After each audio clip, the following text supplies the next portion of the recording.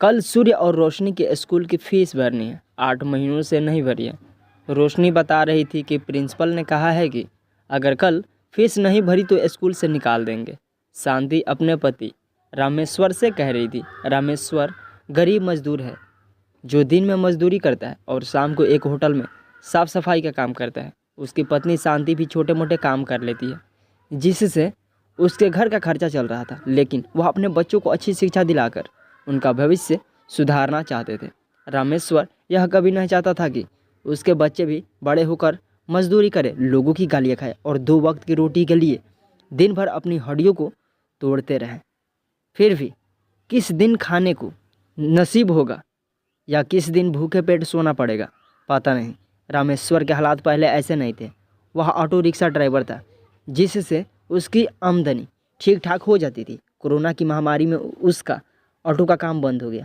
रोज़ कमाने खाने वाला आदमी कितने दिनों बैठकर खा सकता है या कितने दिनों की जमा पूंजी रख सकता है। जो भी था सब खत्म हो गया।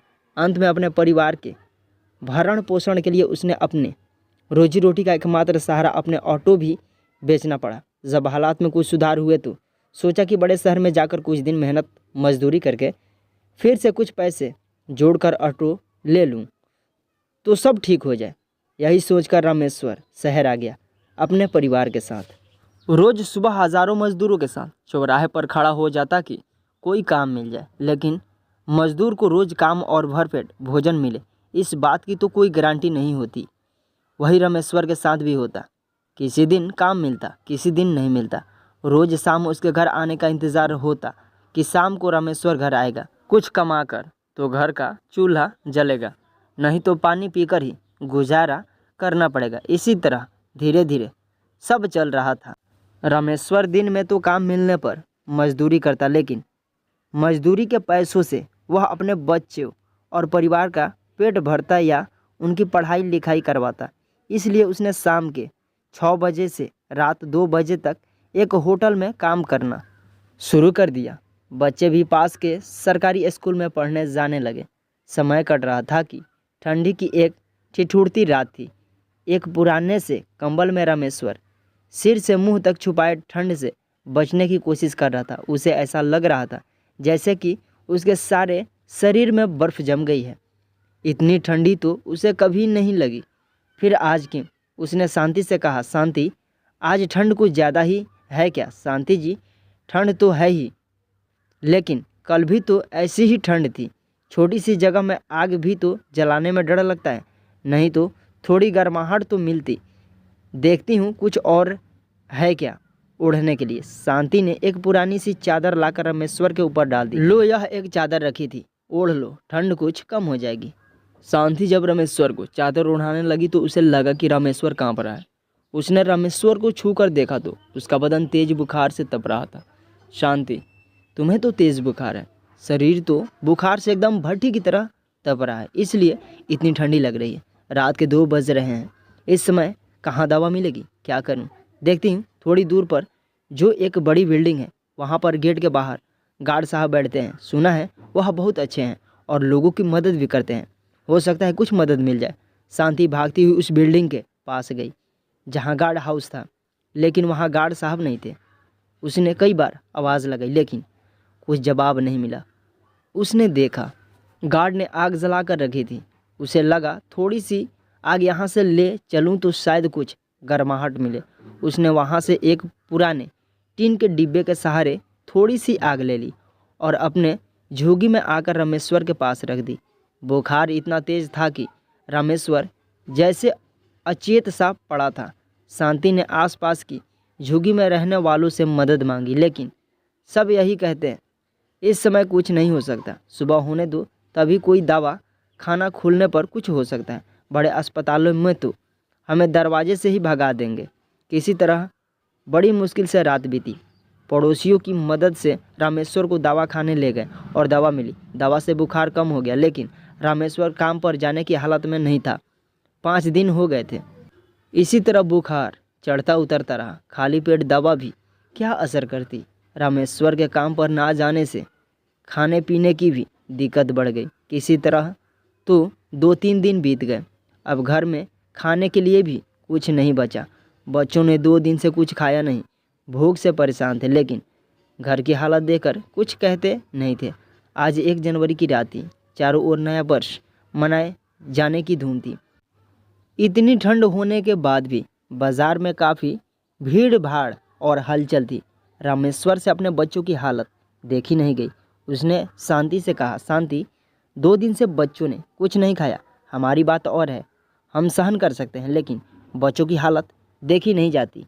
मैं होटल जा रहा हूँ आज, वहाँ भीड़ भाड़ भी ज़्यादा होगी तो कुछ ज़्यादा पैसे भी मिल जाएंगे और खाने को भी कुछ मिल जाएगा। शांति, लेकिन तुम्हारी तबीयत अभी ठीक नहीं हुई है। ऐसी हालत में ठंड में कहाँ काम पर जाने की बात कर रहे हो? बुखार अभी भी है, मत जाओ बाहर इतनी ठंड में।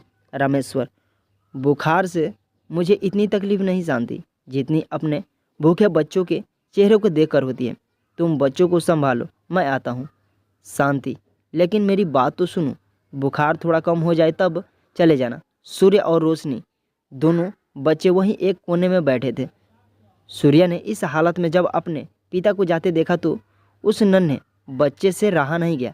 वह दौड़कर रामेश्वर से लिपट गया और बोला, पापा, बुखार में बाहर मत जाओ। जब हमारे पास पैसे होंगे तब हम खाना खा लेंगे। मुझे अभी भूख नहीं है पापा, तुम बस बाहर मत जाओ। बच्चे की बात सुनकर रामेश्वर अपने आंसू नहीं रोक पाया और बोला, बेटा, मैं बिल्कुल ठीक हूँ, तुम चिंता मत करो। तुम माँ और रोशनी दीदी के साथ घर पर रहो, बाहर बहुत ठंड है। मैं अभी थोड़ी देर में आता हूँ। ठीक है। रामेश्वर ने बच्चे को समझाया और होटल के लिए निकल गया। उसे होटल का रास्ता जैसे मीलों लग रहा था। बुखार और कमजोरी की वजह से उसे चला भी नहीं जा रहा था। किसी तरह होटल पहुंचा। वहां सेठ जी के पास पहुंचते ही पहले उसे डांट खानी पड़ी। सेठ ने कहा, उसने दूसरा आदमी रख लिया है, तुम जा सकते हो। रामेश्वर के बहुत मिन्नत करने और गिड़गिड़ाने पर सेठ ने उसे वापस काम पर रख लिया।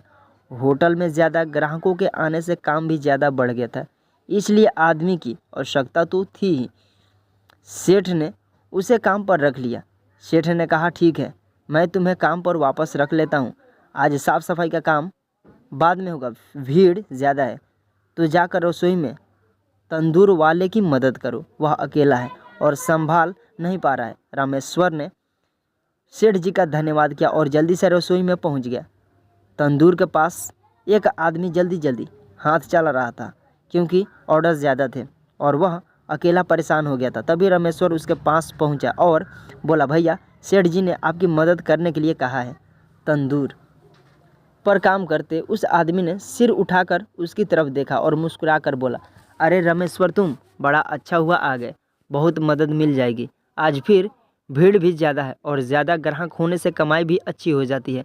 चलो अब मेरी मदद में लग जाओ। रामेश्वर ने तुरंत अपनी सदरी एक तरफ रखी और काम में लग गया। थोड़ी देर बाद तंदूर पर पहले से काम कर रहे उस आदमी ने कहा, रामेश्वर भाई, तुम फटाफट रोटियां तंदूर में लगा दो, मैं ज़रा बाथरूम से अभी आता हूँ।